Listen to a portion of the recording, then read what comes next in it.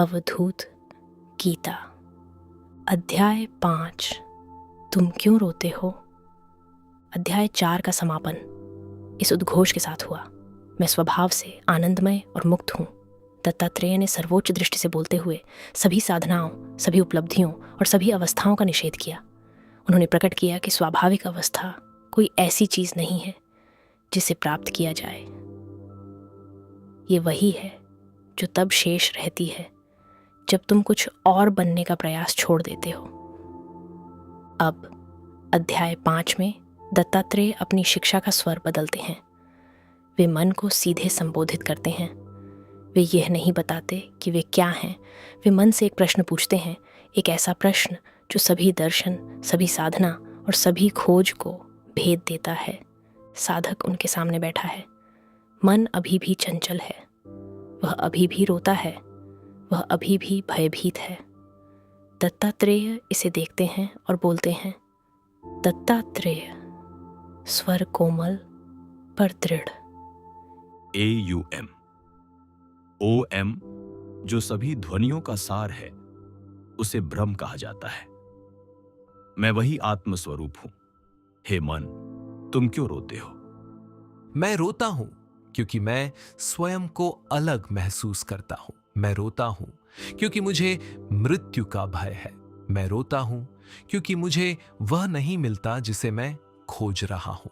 AUM OM केवल उच्चारण करने की ध्वनि नहीं है, यह आत्मा है। AUM को सभी ध्वनियों का सार कहा गया है। वह आधार जिससे सारी वाणी उत्पन्न होती है। उसी प्रकार आत्मा वे आधार है जिससे सभी अनुभव उत्पन्न होते हैं। जब तुम ओम OM का जप करते हो, तुम किसी दूर के ईश्वर को नहीं पुकारते, तुम अपने ही स्वरूप को आह्वान करते हो। पर यदि तुम पहले से ही आत्मा हो तो तुम क्यों रोते हो? तुम वह क्यों खोजते हो जो तुम्हारे पास पहले से है? यह अध्याय 5 की पहली शिक्षा है।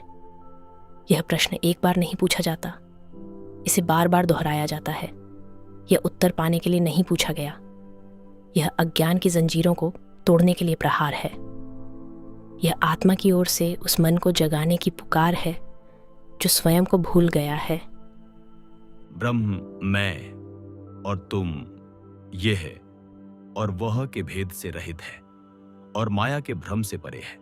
स्वयं वही ब्रह्म होते हुए, हे मन, तुम क्यों रोते हो? सर्वव्यापक ब्रह्म न ऊपर है न नीचे, न भीतर है न बाहर। उसे संख्यात्मक रूप से एक भी नहीं कहा जा सकता। स्वयं वही ब्रह्म होते हुए, हे मन, तुम क्यों रोते हो? ना ऊपर ना नीचे, पर मुझे तो लगता है कि मैं इस शरीर के भीतर हूं और बाहर संसार को देख रहा हूं। ऊपर नीचे, भीतर बाहर, ये सभी वस्तुओं के गुण हैं, आत्मा के नहीं। आत्मा किसी स्थान पर स्थित नहीं है। वह स्थान है जिसमें सभी स्थान प्रकट होते हैं। फिर तुम क्यों रोते हो जैसे तुम स्वयं को खो सकते हो? ब्रह्म को नियमों और कर्मकांडों का पालन करके नहीं जाना जा सकता। उसे कारण और परिणाम के द्वारा नहीं समझा जा सकता। वह शब्दों और व्याकरण से परे है। स्वयं वही ब्रह्म होते हुए, हे मन, तुम क्यों रोते हो? यह अध्याय 5 की तीसरी शिक्षा है। ब्रह्म मार्ग से परे है। नियम, कर्मकांड, कारण कार्य, भाषा, ये सब सापेक्ष जगत के हैं। ये परम सत्य तक नहीं पहुंच सकते। तुम पहले से वही हो जिसे तुम खोज रहे हो। फिर तुम क्यों रोते हो? ब्रह्म चेतन और अचेतन का मिलन नहीं है। ये आकाश और बाह्य आकाश का संगम नहीं है। ये समय और कालातीत का मिलन बिंदु नहीं है। स्वयं वही ब्रह्म होते हुए, हे मन, तुम क्यों रोते हो? तो वह क्या है? वह विपरीतों का मिलन नहीं है। वह आधार है जिसमें सभी विपरीत उत्पन्न होते हैं। चेतन अचेतन, आकाश बाह्य आकाश, समय अकाल, ये सभी मन की द्वैत धारणाएं हैं। ब्रह्म इनका संगम नहीं, इनका आधार है। फिर तुम क्यों रोते हो जैसे तुम दो के बीच फंस सकते हो? ब्रह्म न घटाकाश है, न घट, न यह जीव का शरीर है, न जीव स्वयं। ये कारण और परिणाम के संबंध से परे है। स्वयं वही ब्रह्म होते हुए, हे मन, तुम क्यों रोते हो? यह अध्याय 5 की 5वीं शिक्षा है। ब्रह्म कोई वस्तु नहीं है। घटाकाश विचार का विषय है।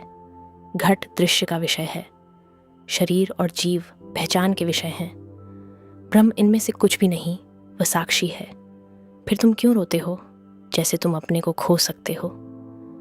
सर्वव्यापक ब्रह्म स्वयं स्वतंत्रता है।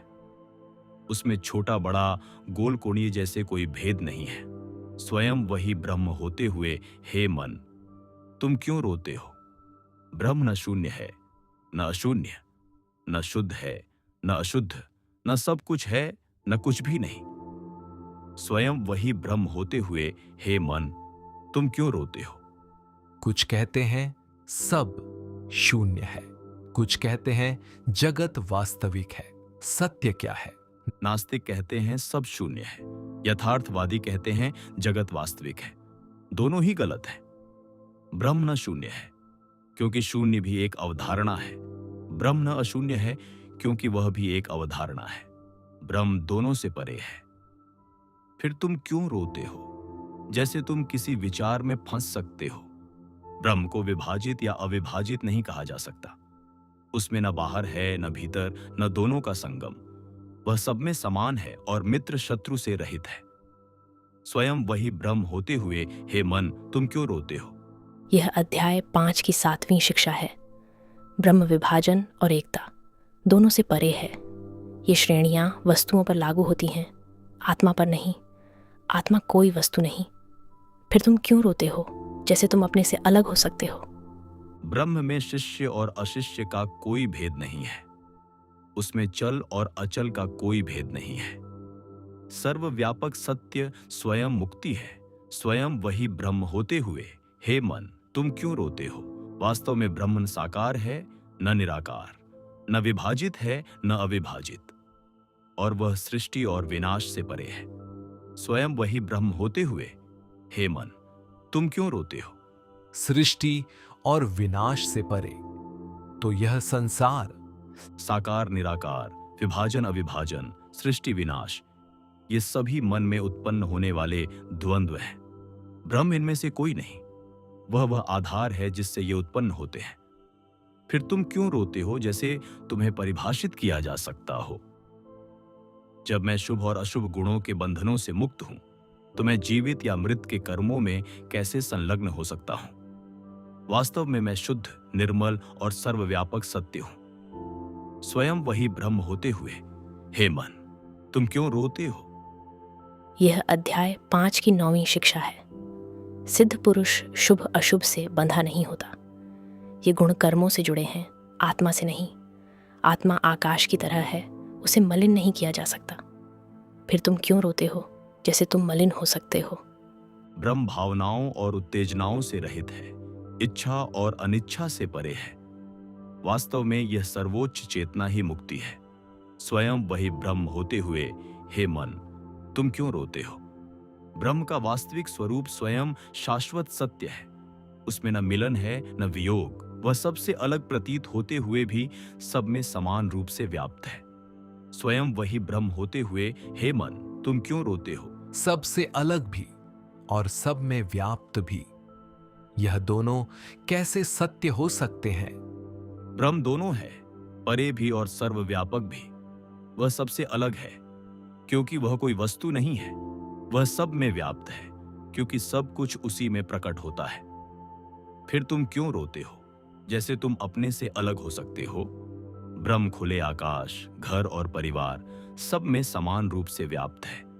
परम सत्य में न आसक्ति है, न अनासक्ति, न ज्ञान है, न अज्ञान। स्वयं वही ब्रह्म होते हुए, हे मन, तुम क्यों रोते हो? यह अध्याय 5 की 11वीं शिक्षा है। ब्रह्म आसक्ति और अनासक्ति दोनों से परे है। ये मन की अवस्थाएं हैं। ब्रह्म न किसी से जुड़ा है, न किसी से अलग, वह केवल है।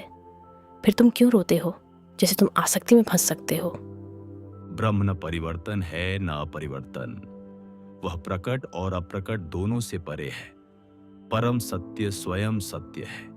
स्वयं वही ब्रह्म होते हुए, हे मन, तुम क्यों रोते हो? ब्रह्म न ज्ञान का सिद्धांत है, न अज्ञान का। वह कारण और कार्य की रचना से रहित है। स्वयं वही ब्रह्म होते हुए, हे मन, तुम क्यों रोते हो? न ज्ञान न अज्ञान, तो मेरा अध्ययन, मेरा सीखना सब किस लिए था? ज्ञान और अज्ञान मन की अवस्थाएं हैं। ब्रह्म वह चेतना है जिसमें ज्ञान और अज्ञान दोनों प्रकट होते हैं। वह इनमें से कोई नहीं। फिर तुम क्यों रोते हो, जैसे तुम अपने ही स्वरूप से अनजान हो सकते हो? ब्रह्म में सुख और दुख का कोई भ्रम नहीं है, न ही सुख दुख जैसी कोई घटना है। परम सत्य सभी का एक ही आत्मा है, स्वयं वही ब्रह्म होते हुए हे मन, तुम क्यों रोते हो? ब्रह्म में जागृत, स्वप्न या सुषुप्ति जैसी कोई अवस्था नहीं है। वह सभी नियमों और प्रतिबंधों से परे है। स्वयं वही ब्रह्म होते हुए हे मन, तुम क्यों रोते हो? अध्याय आगे बढ़ता है, श्लोक दर श्लोक। हर श्लोक एक और सीमा, एक और धारणा, एक और विचार का निषेध करता है, और हर बार वही ध्वनि, स्वयं वही ब्रह्म होते हुए हे मन, तुम क्यों रोते हो? ब्रह्म, परम चेतना, सभी जीवों और जड़ वस्तुओं में व्याप्त है, और फिर भी वह स्वयं में प्रकाशित होता है, मनुष्यों और अन्य प्राणियों से रहित। स्वयं वही ब्रह्म होते हुए हे मन, तुम क्यों रोते हो? सर्वव्यापक ब्रह्म सबसे परे है, और फिर भी सब में समान रूप से व्याप्त है। वह अत्यंत शुद्ध और शांत है, उसमें न दिन है न रात। स्वयं वही ब्रह्म होते हुए हे मन, तुम क्यों रोते हो? बंधन और मुक्ति, मिलन और वियोग, तर्क और अनुमान, ये सभी द्वंद्व ब्रह्म में नहीं मिलते। स्वयं वही ब्रह्म होते हुए हे मन, तुम क्यों रोते हो? प्रत्येक श्लोक एक प्रहार है, प्रत्येक श्लोक एक जागृति का आह्वान है। मन आत्मा को एक वस्तु की तरह पकड़ना चाहता है, उसे परिभाषित करना चाहता है, सीमित करना चाहता है, पर दत्तात्रेय उसे ऐसा नहीं करने देते। वे हर उस चीज का निषेध करते हैं जिसे मन सोच सकता है। वे कोई भी अवधारणा नहीं छोड़ते, कोई भी श्रेणी शेष नहीं रहने देते। ब्रह्म में समय और उसके विभाजन, जैसे प्रातः और सायं, का निषेध हो चुका है। परमाणु और अग्नि, वायु जैसे तत्व भी नकार दिए गए हैं, परंतु परम सत्य का निषेध नहीं किया जा सकता। स्वयं वही ब्रह्म होते हुए हे मन, तुम क्यों रोते हो? निषेध नहीं किया जा सकता। तुम संसार का निषेध कर सकते हो, तुम समय का निषेध कर सकते हो, तुम तत्वों का निषेध कर सकते हो, पर उस चेतना का निषेध नहीं कर सकते जिसमें यह निषेध घटित होता है। वही चेतना ब्रह्म है, वह स्वयं सिद्ध है, उसे नकारा नहीं जा सकता। फिर तुम क्यों रोते हो, जैसे तुम उसे खो सकते हो जो सदा उपस्थित है? ब्रह्म का न शरीर है, न वह शरीर रहित है। उसमें जागृत, स्वप्न और सुषुप्ति जैसी अवस्थाएं नहीं है। वह नाम और नियमों से परे है। स्वयं वही ब्रह्म होते हुए हे मन, तुम क्यों रोते हो? सर्वव्यापक ब्रह्म सुख दुख, शोक आनंद से रहित है। उस परम सत्य में न गुरु है न शिष्य। स्वयं वही ब्रह्म होते हुए हे मन, तुम क्यों रोते हो? ब्रह्म में न प्रेम प्रसंग है, न संतान, न शक्ति है, न दुर्बलता। उसमें न गति है, न स्थिरता, न समानता है, न असमानता। वह भेद और अभेद दोनों से रहित है। स्वयं वही ब्रह्म होते हुए हे मन, तुम क्यों रोते हो? ब्रह्म सभी सारों का सार है, और उसका स्वरूप स्वयं से ही परे बताया गया है। इंद्रिय गोचर जगत की हर क्रिया असत्य है। स्वयं वही ब्रह्म होते हुए हे मन, तुम क्यों रोते हो? यह अध्याय 5 की अंतिम शिक्षा है। ब्रह्म सभी सारों का सार है। जो कुछ भी प्रकट होता है वही ब्रह्म है। हर गुण, हर तत्व, हर अनुभव सब आत्मा में प्रकट होते हैं, और आत्मा वही है जो तुम हो। फिर तुम क्यों रोते हो? क्यों खोजते हो? क्यों दुख करते हो? तुम पहले से ही मुक्त हो। साधक मौन में बैठा है, उसके हृदय में वही प्रश्न गूंज रहा है, तुम क्यों रोते हो? एक बार नहीं, बार बार। जब तक मन उत्तर ढूंढना छोड़कर स्वयं देख न ले, साधक धीरे से, मुझे नहीं पता मैं क्यों रोता हूं, मैं भूल गया हूं। यह रोना बहुत पहले शुरू हुआ था, और मैं भूल गया कि यह एक भूल पर आधारित था। मन रोता है क्योंकि वह स्वयं को अलग मानता है। वह सोचता है कि वह बंधा है, वह सोचता है कि वह मरेगा। पर वह इनमें से कुछ भी नहीं है। वह आत्मा है, सदा से सदा के लिए। तो यह रोना व्यर्थ था। दत्तात्रेय मुस्कुराते हुए। यह रोना एक स्वप्न के लिए था और अब तुम जाग रहे हो। अध्याय 5 समाप्त होता है। प्रश्न शेष रहता है, उत्तर के रूप में नहीं बल्कि जीने योग्य पहचान के रूप में। तुम क्यों रोते हो? एक क्षण के लिए शांत बैठो और चिंतन करो। तुम क्यों रोते हो? तुम रोते हो क्योंकि तुम सोचते हो कि तुमने कुछ खो दिया है। तुम रोते हो क्योंकि तुम सोचते हो कि तुम्हारे भीतर कुछ कमी है। तुम रोते हो क्योंकि तुम स्वयं को अलग मानते हो, पर तुमने कुछ भी नहीं खोया। तुम में कोई कमी नहीं है। तुम अलग नहीं हो। तुम आत्मा हो। तुम सदा से थे। तुम सदा रहोगे। मन अभी भी संदेह कर सकता है। मन अभी भी खोज सकता है। यही उसकी प्रकृति है। पर तुम मन नहीं हो। तुम वह जागरूकता हो जिसमें संदेह और खोज प्रकट होते हैं। उसी में विश्राम करो। अध्याय 6 में दत्तात्रेय सभी भेदों, जाति और परिवार, इंद्रियों और उनके विषयों, मन और बुद्धि का और अधिक निषेध करेंगे। वे बार बार घोषणा करेंगे कि केवल ब्रह्म ही सत्य है। वे मन से बार बार पूछेंगे, तुम क्यों रोते हो?